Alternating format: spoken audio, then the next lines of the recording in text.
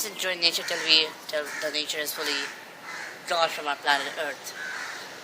Already we are causing so many troubles to Earth that has given us everything. We don't even know if there's more life on other planets. Our Earth is just a flying rock in space. One wrong move and the whole thing can go down and everyone is dead. NASA's already trying to find a new way to live in another planet or in Mars.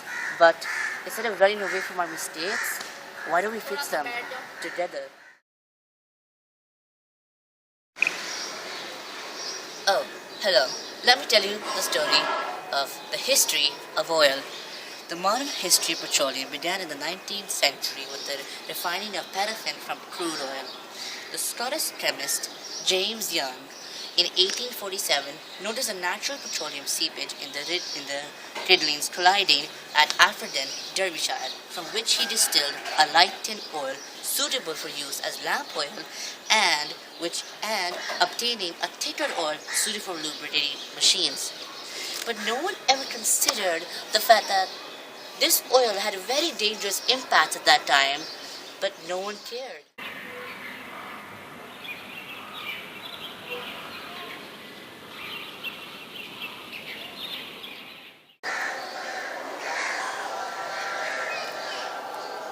Hey there, the disadvantages of oil.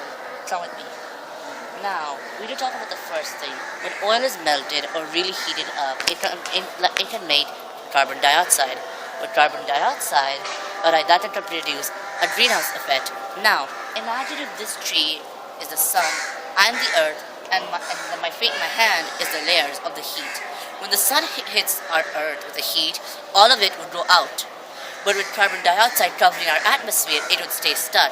When heat is stuck, it'll just constantly go around and around. Alright? And that's a major problem because that causes global warming, the Arctic poles freezing, and a bunch of major issues. Now, the second problem is really rare, but still a bad thing for the Earth. For the second problem, marine life. When oil is shifted from one place to another, marine life, aquatic life, and coastlines are affected badly. Although they have super ships to shift them from one place to another, it could still leak and it would still be a big problem for fishes. Already we have lots of animals everywhere, we don't want more.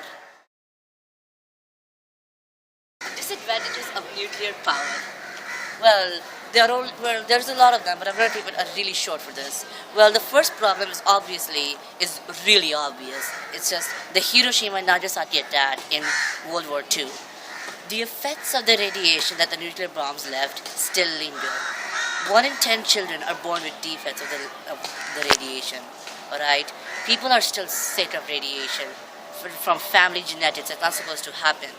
And the worst part is terrorists, with today's day and age, terrorists come in and purposely start a nuclear meltdown and thousands and thousands of lives to be lost. Our second problem is the pricing. Buying a nuclear power is pointless. Okay?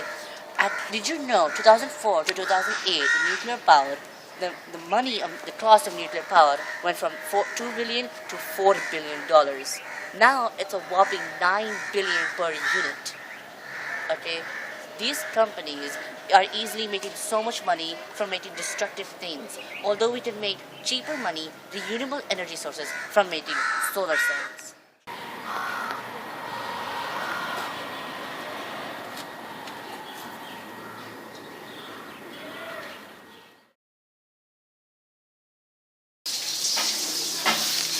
The history of solar cells. Well then, let's read this. The history of solar cells started way back in 1876. William Grill Adams, along with a student of his, Richard Day, discovered that when selenium was exposed to light, it produced electricity. An electrician, Werner von Siemens, stated that this discovery was scientifically of the most far-reached. Although the selenium cells are not efficient, but it was proved that light could be converted into electricity.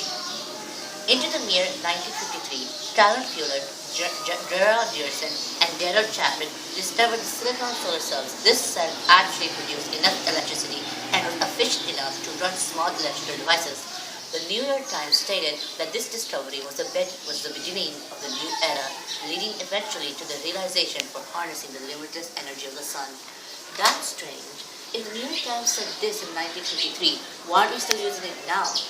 Although, if we use the $2 billion we spent in 2004 and 2008, we could have bought half of Africa's worth of solar cells with protection, and we could just charge full of Europe, like half of Europe, and that would be a big accomplishment. You know why we didn't do this? Nowadays, 0.30, it was 0.30 cents. If you search now, a solar cell is 0.30 cents per watt. A nuclear power plant is billions of dollars for one plant.